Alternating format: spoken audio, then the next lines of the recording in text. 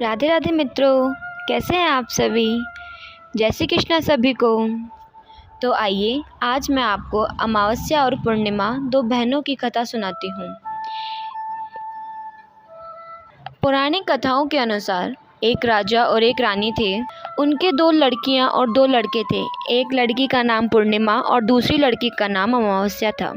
पूर्णिमा घर का सारा काम करती और भगवान की पूजा पाठ किया करती, गाय की सेवा भी करती थी। लेकिन अमावस्या ना तो घर का काम करती और ना ही भगवान की पूजा पाठ करती और ना ही गौ सेवा करती थी। फिर भी राजा और रानी अपने दोनों बेटों और अमावस्या को बहुत प्यार करते थे, लेकिन पूर्णिमा से नफरत करते थे। राजा के दोनों लड़के और लड़कियां धीरे धीरे बड़े हो गए। राजा ने दोनों लड़कों का विवाह करवा दिया। इसके बाद रानी ने कहा कि दोनों लड़कियां भी विवाह के योग्य हो गई हैं, तो इनके लिए भी कहीं पर जाकर रिश्ता तय करके विवाह करवा दो। लेकिन अमावस्या का विवाह किसी बड़े घर में करना और पूर्णिमा को किसी गरीब घर में देना, क्योंकि पूर्णिमा को घर का काम करना, भगवान की पूजा पाठ करना और गाय की सेवा करना यही पसंद है। अब रानी ने राजा को दोनों बहनों का रिश्ता तय करने के लिए भेजा। तो राजा अपने पड़ोसी राज्य के राजकुमार से अमावस्या का रिश्ता तय कर देते हैं और उसी गांव में एक गरीब लड़के से पूर्णिमा की शादी का रिश्ता तय कर देते हैं। राजा अपनी रानी को दोनों बहनों की शादी के रिश्ते के बारे में बताते हैं। तो रानी अब सोचती है कि पूर्णिमा की भगवान कैसे मदद करते हैं, क्योंकि यह पूजा पाठ बहुत करती है और गाय की सेवा भी करती है। लेकिन पूर्णिमा के भाई और भौजाई पूर्णिमा से बहुत प्यार करते थे, क्योंकि पूर्णिमा उनके घर के काम में हाथ बटाती थी और अमावस्या उन पर अपना रोब जमाती थी। राजा इसके कुछ दिनों बाद ही उनका विवाह करवा देते हैं और जब राजा और रानी उन दोनों लड़कियों का विदाई देते हैं, तब अमावस्या को विदाई के समय बहुत सारी धन दौलत देते हैं और पूर्णिमा को कुछ भी नहीं देते। इसके बाद दोनों बहनें अपने अपने ससुराल चली गई। अब एक दिन अमावस्या ने अपने घर पर शिव चर्चा रखी, जिसमें उसने पूरे गांव वालों को अपने घर बुलाया, लेकिन पूर्णिमा को नहीं। जब गांव की औरतें अमावस्या के यहाँ जा रही थी, तब पूर्णिमा अपने दरवाजे के बाहर बैठी हुई थी। तो उन औरतों ने पूर्णिमा से कहा कि तुम्हारी बहन ने शिव चर्चा रखी है, तुम नहीं चलोगी क्या? पूर्णिमा ने कहा, मुझे तो बुलाया ही नहीं, मैं कैसे चल सकती हूँ। औरतों ने कहा, बुलाया नहीं तो क्या हुआ, वहाँ तो भगवान की शिव चर्चा है, तुम चलो हमारे साथ। पूर्णिमा उन औरतों की बात मानकर उनके साथ चली जाती है। जब अमावस्या की नज़र पूर्णिमा पर पड़ी तो अमावस्या ने गुस्से में आकर पूर्णिमा से कहा कि तू यहाँ कैसे चली आई, तुम्हें तो मैंने बुलाया ही नहीं। खैर कोई बात नहीं, तुम आ ही गई तो चुपचाप बैठे रहना और इधर उधर मत घूमना। इस तरह से अमावस्या ने पूर्णिमा की गरीबी का मजाक उड़ाया। अमावस्या की यह बातें सुनकर पूर्णिमा की आंखों में आंसू की धारा बहने लगी और भगवान शिव से हाथ जोड़कर पूर्णिमा मन ही मन विनती करने लगी कि हे भगवान, क्या पूजा पाठ करना, घर का काम करना और गौ सेवा करना यह गलत है? आखिर मेरा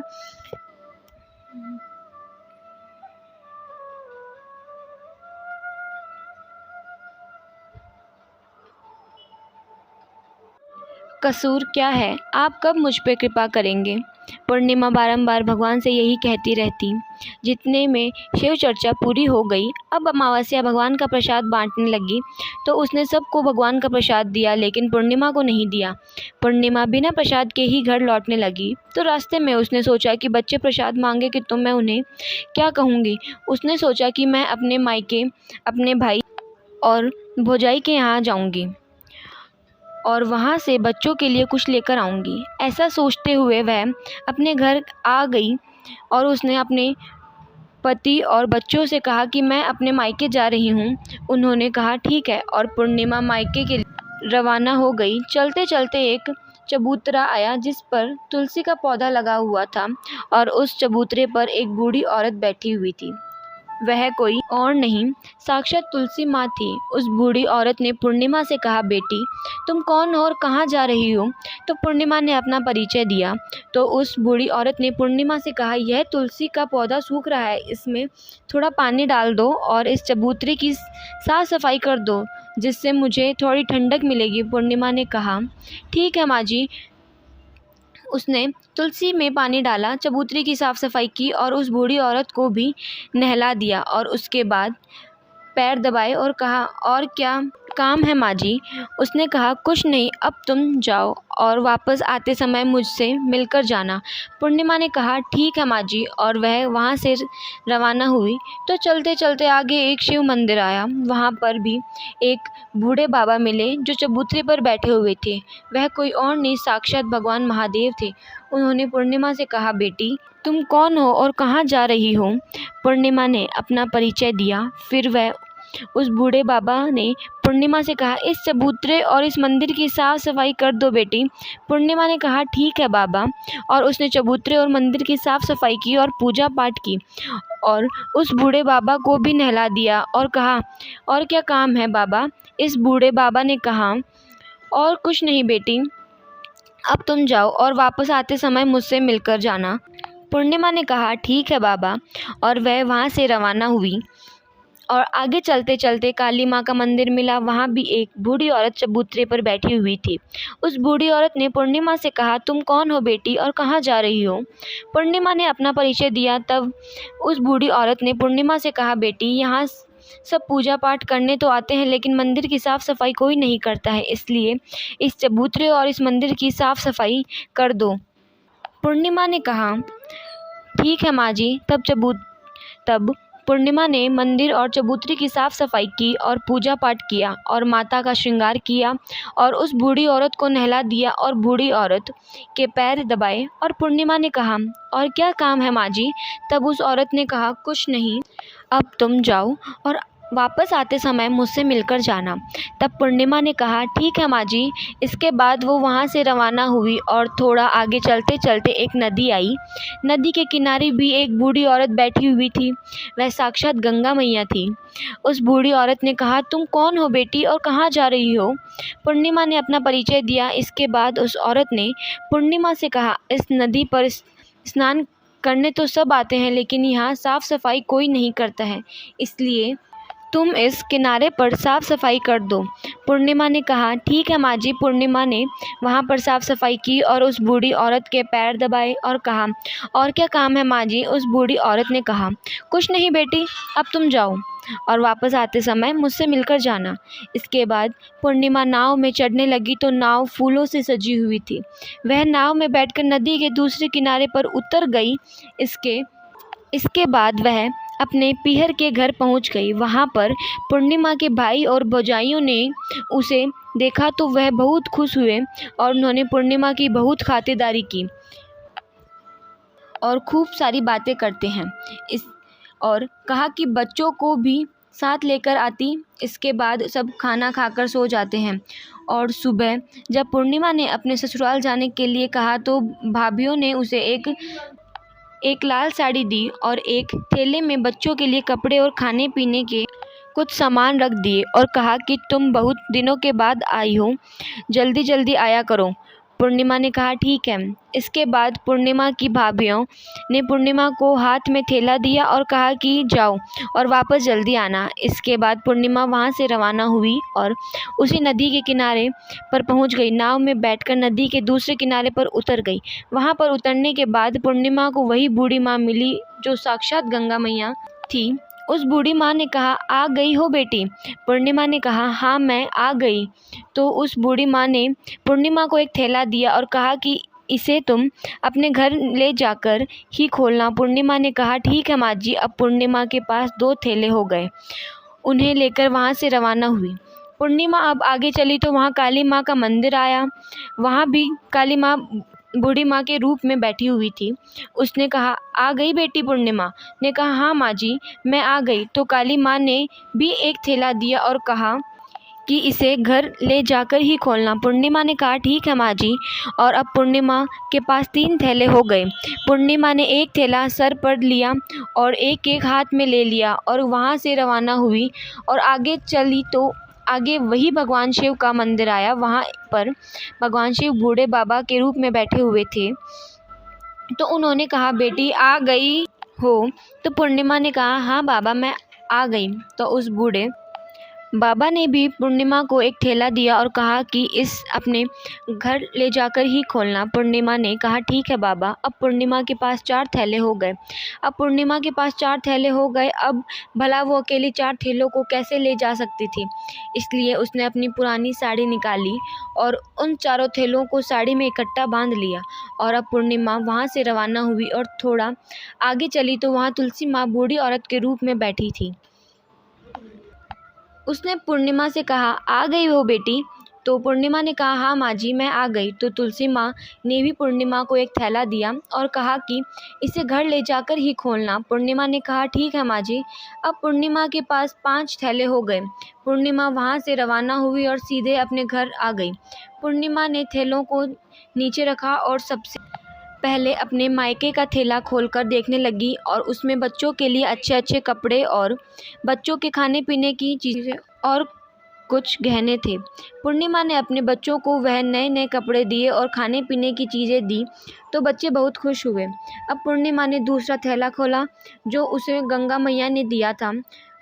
उसमें सोना और चांदी भरा हुआ था। अब पूर्णिमा ने तीसरा थैला खोला जो उसे काली माँ ने दिया था।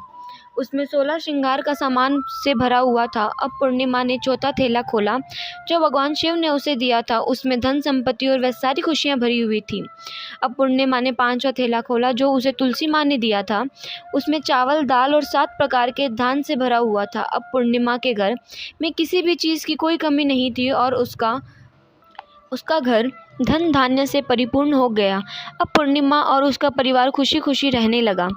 अब पूर्णिमा के मन में विचार आया कि क्यों ना मैं भी अपने घर शिव चर्चा कराऊं और शिव चर्चा का कार्यक्रम रखा। पूर्णिमा ने गांव में सभी को बुलाया और अपनी बहन के घर भी गई अपनी बहन को बुलाने के लिए। अब अमावस्या अपनी बहन के घर शिव चर्चा में आई तो उसने देखा कि पूर्णिमा के घर में किसी भी चीज़ की कमी नहीं है। इतनी धन दौलत देखकर अमावस्या आश्चर्यचकित रह गई और उसने पूर्णिमा से कहा कि तुम्हारे घर में इतनी धन दौलत कैसी आई। पूर्णिमा ने कहा, देखो बहन, तुमने शिव चर्चा रखी और उसमें मुझे नहीं बुलाया तो भी मैं बिन बुलाए तुम्हारे घर आई और तुमने भगवान का प्रसाद तक मुझे नहीं दिया और तुमने मेरी गरीबी का मजाक भी उड़ाया। इसके बाद मैं जब अपने घर जा रही थी तो रास्ते में मेरे मन में विचार आया कि घर पर बच्चे जब प्रसाद मांगेंगे तो उन्हें क्या कहूँगी। इसलिए मैंने सोचा कि मैं अपने मायके जाऊँगी और मैं अपने मायके चली गई और जो कुछ भी घटना हुई वह सब अमावस्या को बता दी। तब अमावस्या ने पूर्णिमा से कहा कि तुम भी मुझे प्रसाद मत दो और मुझे डांटो। लेकिन पूर्णिमा ने कहा कि यह तो भगवान का प्रसाद है, मैं तो सबको दूंगी और तुम्हें भी दूंगी। फिर भी अमावस्या ने प्रसाद भी नहीं लिया और वह सीधे अपने घर चली गई। घर जाकर अपने बच्चों से कहकर वह अपने मायके जाने के लिए रवाना हो गई। चलते चलते रास्ते में वह तुलसी माँ मिली जो चबूतरे पर बूढ़ी माँ के रूप में धारण करके बैठी हुई थी। उस बूढ़ी माँ ने अमावस्या से कहा, बेटी तुम कौन हो, कहाँ जा रही हो? यह तुलसी का पौधा सूख रहा है, इसमें थोड़ा सा पानी डाल दो और इस चबूतरे की साफ सफाई कर दो। इस पर अमावस्या ने कहा, ए बुढ़िया, तुझे दिखाई नहीं देता मैंने कितनी महंगी साड़ी पहन रखी है, यह गंदी हो जाएगी। ऐसा कहकर वह आगे चली तो भगवान शिव मिले, उनको भी उसने ऐसा ही कह दिया। उसके बाद आगे चली तो काली माँ मिली, काली माँ को भी उसने ऐसा ही कह दिया। उसके बाद आगे गंगा मैया मिली, गंगा मैया को भी उसने ऐसा ही कह दिया। इसके बाद वह नाव में बैठने लगी तो नाव में फूलों की जगह कांटे थे जो उसके पैरों में चुभ गए और वह दूसरे किनारे पर उतरकर वह अपने मायके चली गई। जब वहाँ उसकी भौजाइयों ने देखा तो वह आपस में धीरे से बोली, काम की ना काज की, 2.5 सेर अनाज की, यह भला कहाँ से आ गई? अब आ ही गई है तो ठीक है। पूर्णिमा तो अपने काम में हाथ बटाती थी, यह कोई काम तो करेगी नहीं। और अब उन्होंने खाना बनाया और खाकर सो गए। अमावस्या सुबह उठी और अपनी भौजाइयों से कहा कि मैं अपने ससुराल जा रही हूँ। तो उन्होंने कहा ठीक है जाओ। अमावस्या बोली, पूर्णिमा को तो तुमने एक थैला दिया था और मुझे कुछ नहीं। दोगी क्या? भौजाइयों ने कहा। तुम घर जाओ, थैला तुम्हारे घर पहुंच जाएगा। फिर वह वहां से रवाना हुई और नदी के किनारे आकर नाव में बैठकर दूसरे किनारे पहुंची। वहां गंगा मैया बूढ़ी माँ के रूप में धारण करके बैठी हुई थी। बूढ़ी माँ ने कहा, आ गई हो बेटी? तो उसने कहा, हाँ आ गई। अमावस्या ने कहा, तुमने पूर्णिमा को एक थैला दिया था और मुझे नहीं दोगी क्या? बूढ़ी माँ ने कहा, तुम अपने घर जाओ, थैला तुम्हारे घर पहुंच जाएगा। इसके बाद काली माँ ने भी ऐसे ही कह दिया। इसके बाद भगवान शिव ने भी कह दिया और फिर माँ तुलसी ने भी ऐसा ही कह दिया। इसके बाद जब वह अपने घर पहुंची तो आंगन में 5 थैले रखे हुए थे। अमावस्या ने अपने मन में सोचा कि आज तो मैं निहाल हो गई। उसने जल्दी जल्दी से सभी थैलों को खोला तो उसमें किसी में मिट्टी, तो किसी में पत्थर, तो किसी में कंकड़ और किसी में कोयला, किसी में सांप बिच्छू भरे हुए थे। यह सब देखकर उसने अपना सर पकड़कर कहने लगी, हे भगवान, मुझे मायके में भी कुछ नहीं मिला और इन थैलों में भी कुछ नहीं मिला। इसके बाद अमावस्या दौड़ती हुई अपनी बहन पूर्णिमा के घर जाती है और पूर्णिमा से कहती है, तुझे तो इतना सब कुछ मिला और मुझे कुछ नहीं मिला, आखिर क्यों? पूर्णिमा ने कहा कि मैं जब अपने मायके जाती हूँ तो अपने भौजाइयों के साथ मिलकर काम कराती हूँ और तुमने कभी उनके साथ मिलकर काम कराया? उनकी तुमने कभी इज्जत तक नहीं की, इसलिए वो भला तुम्हें क्या ही देती।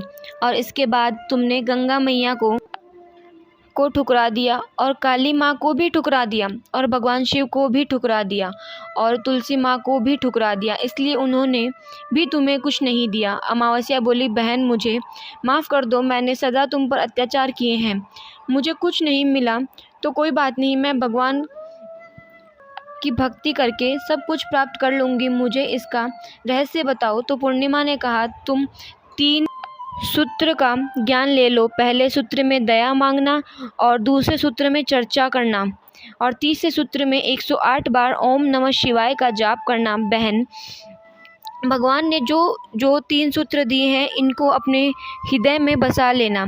मैंने सच्चे मन से भगवान की पूजा पाठ की, इसलिए मेरे पास कुछ नहीं था, फिर भी भगवान ने मुझे सब कुछ दिया और तुम्हारे पास जो सब कुछ था वो भी ख़त्म हो गया। इसके बाद अमावस्या अपने घर गई और भगवान की पूजा पाठ करने लगी और भगवान शिव से माफ़ी मांगने लगी और गौ सेवा करने लगी और दूसरे की मदद करने लगी।